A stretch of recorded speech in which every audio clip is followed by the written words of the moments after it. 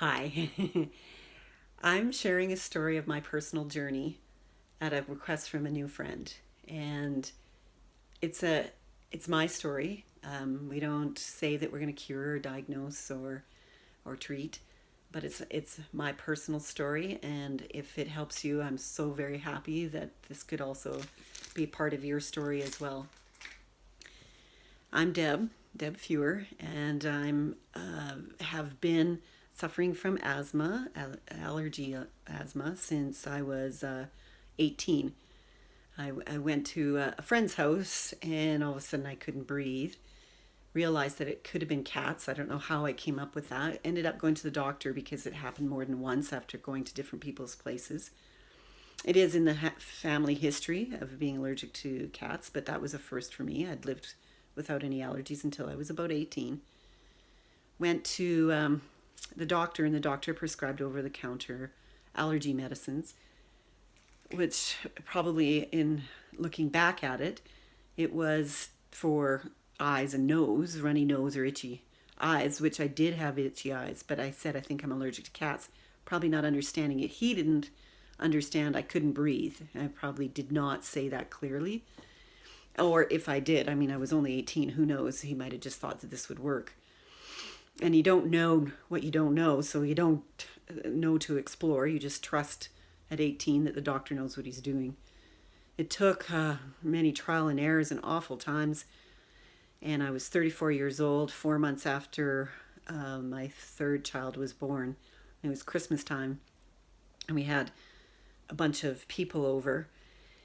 Or I was at a house with a bunch of people. They don't have cats. It was Bruce's parents.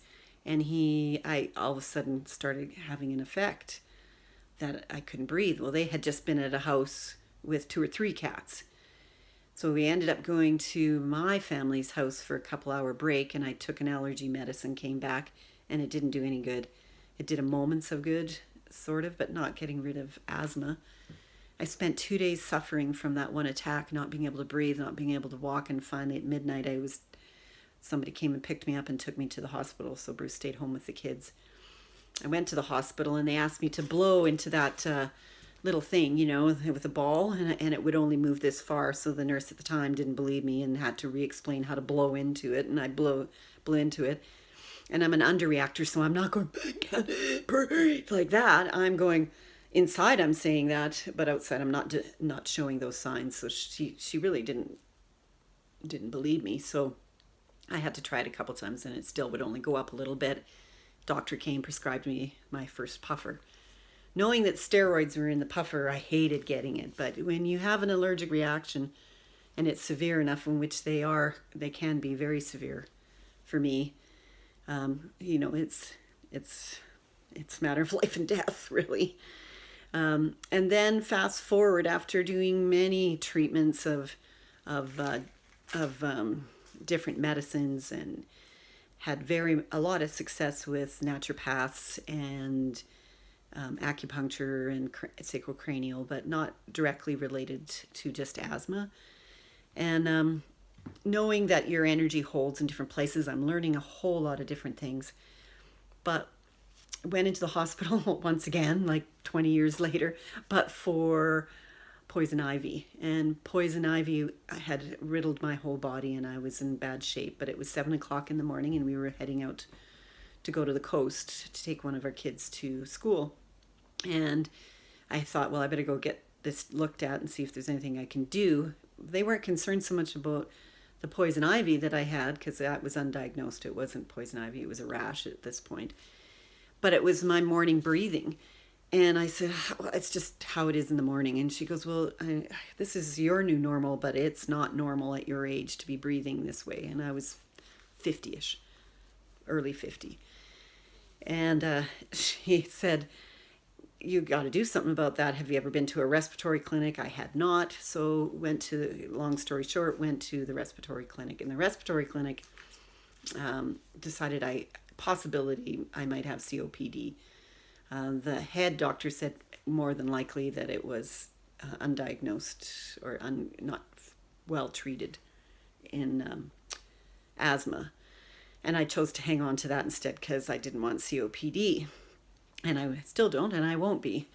Um, anyway, 9 years later, I'm treated to this wonderful new product that I started to take with for just vitamin C purposes, grapeseed extract, so I wouldn't get a cold and boost my immune system. When I realized about a month and a half later, I was walking up a hill from the water to our house that I do regularly, but have to stop halfway up and bend over and go because I couldn't breathe, right? And so I noticed I didn't have to stop; that I could walk all the way up, and it was because of the product that I was taking, and I knew directly that that's what it was. It was the first time in my life, and the only change that I had made, that I could do that, and I could understand now my new normal on the things that I was inhibiting myself from doing, which would be fast walks or in the cold, when you walk 2 blocks in the winter when you can't breathe. When I was coaching and playing soccer, how I gave those up mostly because of not being able to breathe, thinking that it's age and I got asthma and, Anyway, if you get a chance, whoever told you to listen to this, get them to talk to you about taking this. Our whole family has one of these for themselves, and it's not because of asthma, but because they are cold free for 2 winters now.